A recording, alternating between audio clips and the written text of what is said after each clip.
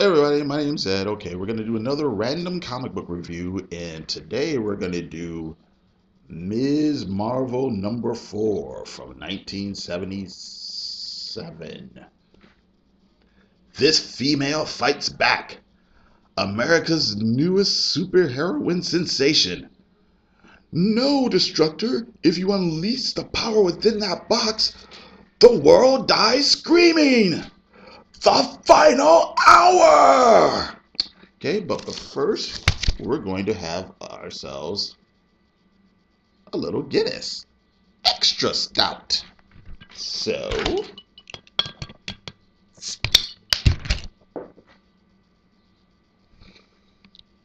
cheers.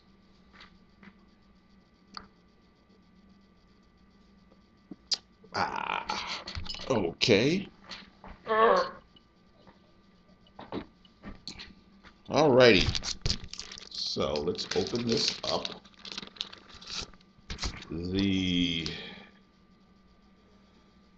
I'm not sure who did the cover. I'm going to guess it's John Buscema. I don't know. I can't find any like credits or anything like that. But it looks like it's John Buscema, possibly. And he's probably inked by, it's either Joe Sinnott or John Romita. If I were going to guess, if I were going to put money on it, that's what I would say. On the inside, the credits are Chris Claremont, Jim Mooney, Joe Sinnott as the artist, Archie Goodwin editor, I. Watanabe letterer, and Jan Cohen colorist. Death is the Doomsday Man. Oh, and here, check this out. This is an ad for the remake of King Kong. Uh, Dino De Laurentiis, and who was the actress that was in that? Jessica Lange. Is that right? I think Jessica Lange.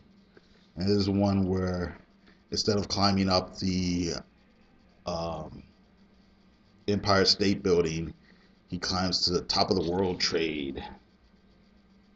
Okay, so getting to the comic, inside here, Ms. Marvel, Carol Danvers is fighting the Doomsday Man. He's that robot guy.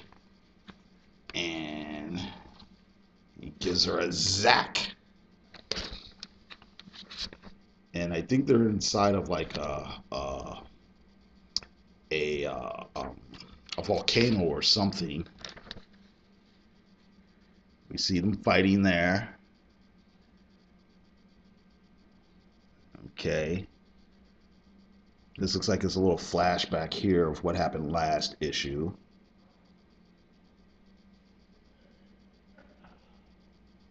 I'm not just Ms. Marvel, I'm Carol Danvers as well. After all these months of searching searching of agony. Oh no, of searching comma of agony. I know who I am. In the first issue, Ms. Marvel is like flying around and she knows that she's Ms. Marvel, but she doesn't know who her secret identity is. And Carol Danvers doesn't know that she's Ms. Marvel. So the two personalities don't know each other, right? For lack of a better word. But in issue 2, we find out, and then in issue 3, she figured it out herself. Okay, so now there's this guy here. There's this other guy here who's creeping around, who's like Dr. Destructo or something like that. Destructor, it says it right there on the cover. And he's like some ex-AIM mad scientist who's kind of struck out on his own. All right, now meanwhile, there's people here at the Kennedy Space Center watching all this stuff go down, or they know something crazy is going down. and they kind of want to get to the bottom of it. Okay, so they rush off. NASA. Make money customizing cars and vans. Here's some more cool fight stuff. It's really interesting when you pick up modern superhero comics. This is all very much, obviously, the influence of guys like Kirby, Gil Kane, John Buscema, of course. There was this real sort of interesting fight choreography, for lack of a better word. Just the whole style that pretty much became the house style of Marvel, that you really don't see a whole lot of, or you don't see it to the degree that you used to see it in the past. If you pick up a modern comic, here's some ads for t-shirts. Howard the Duck, Red Sonja. The Red Sonja designs are Frank Thorne. And that Howard the Duck, I'm pretty sure I'm pretty sure that's John Buscema. Here we go. Here's, what is this? Is this a poster? Yeah, this is a poster for Red Sonja again. Coloring books and stuff for Spider-Man. Buttons. This is interesting. You could tell the buttons are... Here, let me unfold that. If you look closely, you could tell those buttons are John Romita. Bag O' Magic.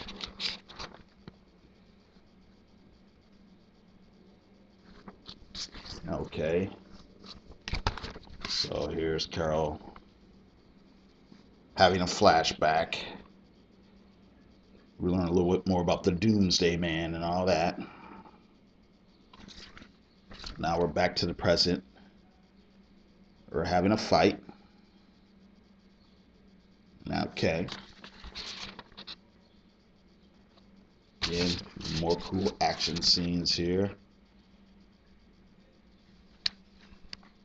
She kind of cracks open his armor to get to the fails safe switch, but then she drops it.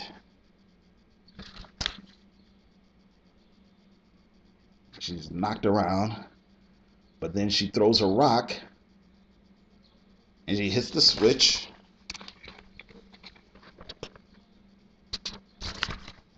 Ad for Foom. Hollow Man. Oh, letters page. We're going to get back to this in a moment. Ms. Prince. Ad for subscriptions. Again, more John Romita art. Okay, back to the fight. Doomsday Man is defeated. But then creepy guy knocks out Ms. Marvel.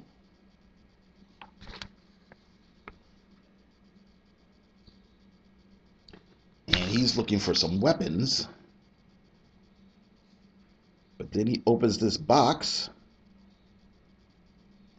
Thinking he's got him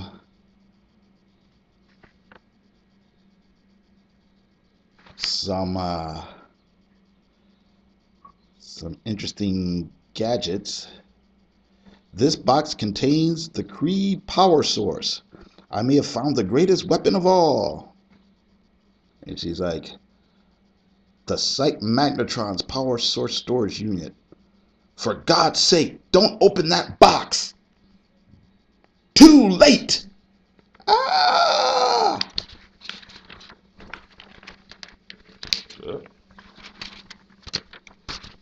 And then the light, blinding, unholy,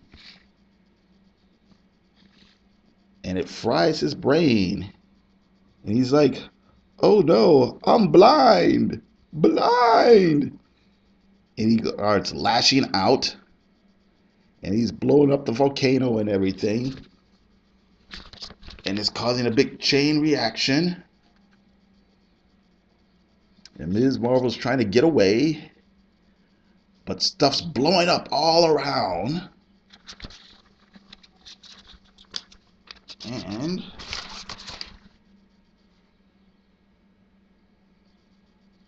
bullpen bulletins. We'll check that out in a little bit. Another Twinkies ad. I'm not sure who did the art here. Maybe that's Ross Andru. Not 100% certain. And then anyway, after the volcano's blown up, the people from NASA get there. They don't find Ms. Marvel, but they do find Carol Danvers. And they put her on the helicopter, take her back home. And here she is back at the Daily Bugle, where she works as a magazine editor. This is funny. She says here, a guy's like, "Hiya, Carol. Call for you on line 4." And she's like, "Thanks, Sterno." I think, I'm not 100% sure, but I think Sterno was Roger Stern's nickname. Writer Roger Stern, who's a real person. I think that was his nickname at Marvel. Roger or Sterno Stern.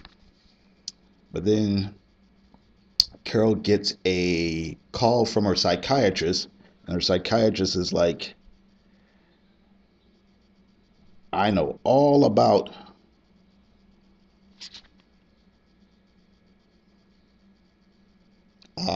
Ms. Marvel." And this here, next issue, Bridge of No Return. Okay. Now, take another sip. Let's see here. Let's see if I can read this. There's an interesting letter here. Let's see if I can read it this way.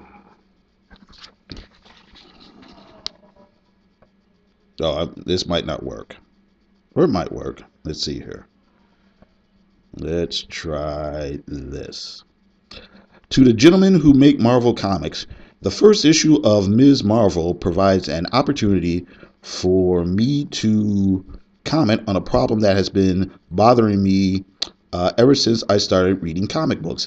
It is a problem that Ms. Marvel may alleviate, but I have grave doubts. I'm speaking of the blatant sexism running rampant among the pages of Marvel and your distinguished competition.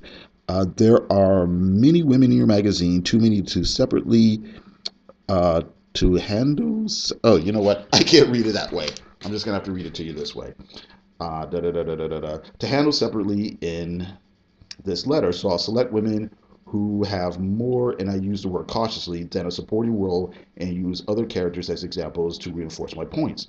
First of all, there's Sue Richards, who represents one extreme of sexism. She is typical of the problem and can be the basis for the token female. She is a member of a group, has no secret identity. In fact, aside from Ms. Marvel, the only Hellcat and the Red Guardian wear a mask to protect an identity. Sue is tied to a man. In fact, she is married to him. So are the Wasp, the Scarlet Witch, Clea, Sif, and ex-Marvel girl, now Phoenix, and Medusa. Sure, all the males have girlfriends, but aside from those mentioned above, they are not superheroines. Sue has a tendency to get into trouble during battle and then has to be rescued by her men. The Wasp, Sif, and Clea have a leaning towards this also, usually standing back during battle and saving the day with a force field, a wasp sting, a hex spear, or widow's bite. There's been attempts over the years to have these ladies discover, and discovers in quotes, themselves, or have an identity crisis in quotes. Sue Richards tried it a while back and only succeeded in making herself look like a feckle female. Wanda went about it differently. She took up witchcraft, empowered herself, and made herself a valuable member of the team and an equal member, something neither the Wasp nor Sue Richards could ever hope to be. However, in a recent issue of the Avengers, Wanda has regressed to the point where she gets wounded and is cooed and clucked over by her husband, the Vision. Wait a minute, you say. What about the Black Widow, Thundra, and Valkyrie? I'll get to that in a moment. They don't fit the sexist mold. Ha! Black Widow is stereotyped women's liber. She is the epitome. I can't read. She is the epitome of how men picture a feminist, always spouting liberation and male chauvinist. After leaving Daredevil, though, she stopped whining and complaining about her identity crisis and began to approve her lot and get a job. Suddenly, she joined a team and became leader, but it is a dead end, and now she's back in the rut, even to the point of getting captured and having to be rescued by her male teammates. Thundra is ridiculous. An 8-foot Femazon who carries a chain, she was created to be the exact opposite of Sue Richards. Not really, and it shows. Her attitudes are extreme and emphasize the tongue-in-cheek feelings in which she was created. She is laughable and provides comic relief. The Valkyrie was fine, a good character until Conway took over the Defenders. Now the men tell her to stay behind and care for the wounded, a stereotypical job for a woman. The problem goes further. She accepts the job without an argument. I don't know about that. I don't know about that. Well, we'll get to that. We'll get to that. I believe the reason why these problems escape you, gentlemen, is due to the fact that you are so indoctrinated by our society and dominated by your male egos that to have a female as a total equal to any male would be impossible. One other problem, be brave, I'm almost done. The use of Ms. The term is appalling. It makes men defensive and on guard, rejecting a woman, not accepting her as an equal, classifying her before they know her. So face front and keep a stiff upper lip. Miss, and proud of it, Mary Catherine Gilmore, and then they give the address. Let's see here. I'll read the response, then I'll comment on what I was going to comment on. It says, oh, this is too much for a mere armadillo to handle on his own, so the answer is being dropped onto the writer's lap. Take it away, Claremont. Armadillo was like a goofy kind of term of endearment they would use in like Marvel editorials and bullpens and letters and stuff like that. It would be like, face front, true believer. Face front, armadillo. Armadillo.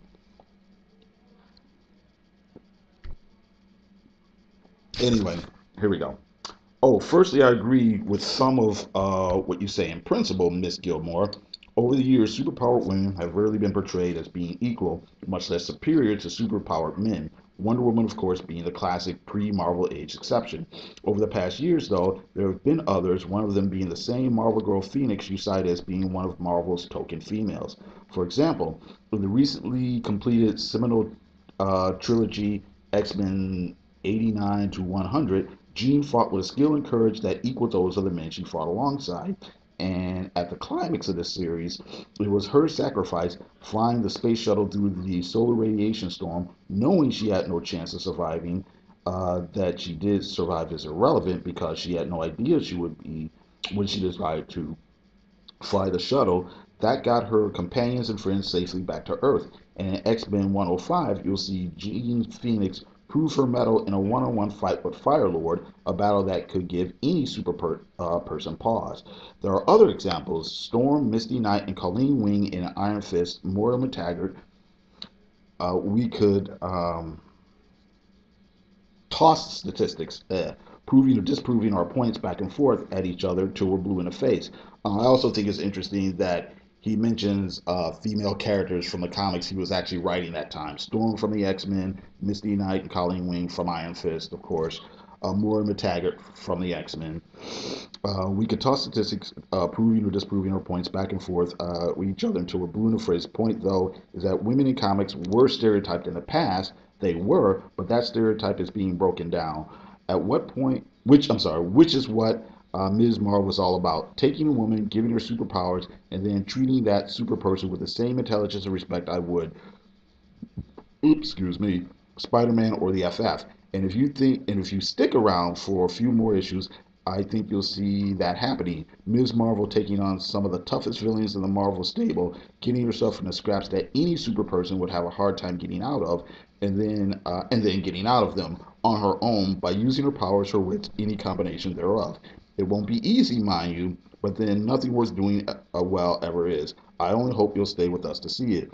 The thing I was going to bring up was this person bringing up Black Widow, Thunder, and Valkyrie uh, as counters to the kind of stereotypical, I guess, damsel in distress or female, or not even damsel in distress. She doesn't say that here, but the idea that female characters aren't as good as the men characters. Thunder and Valkyrie, I like those characters, but they were kind of originally created to kind of spoof women's lib. So I just think that's interesting that she uses those characters as examples. And then here, even in Valkyrie, where she says the character is being told to stay behind and care for the wounded.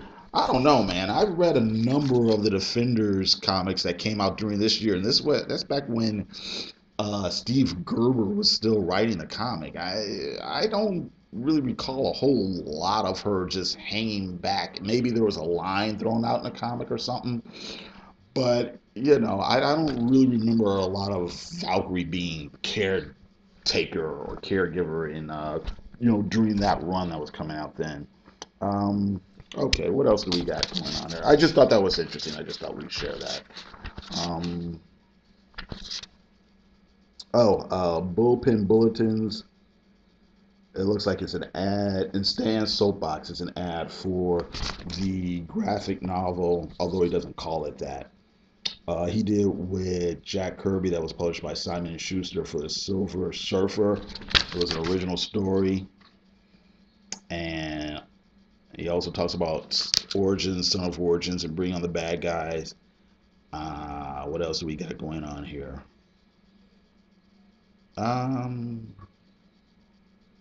Snowy Winds of Winter. Da, da, da, da, da, da.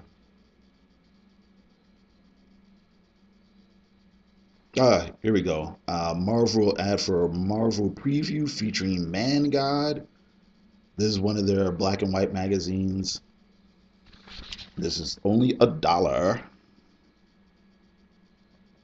Let's get Gladiator, or based on the novel Gladiator. Rampaging Hulk, that was the black and white Hulk magazine that was out for a moment.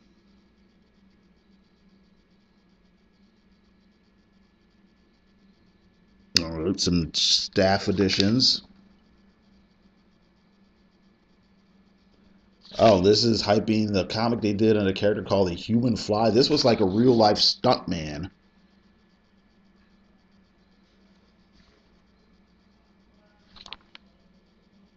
Uh, I don't think the comic lasted long. I can't remember exactly how long it lasted, but I don't recall it being a big super hit. And then let's see here. It looks like it's just talking about annuals that are coming out during the summer.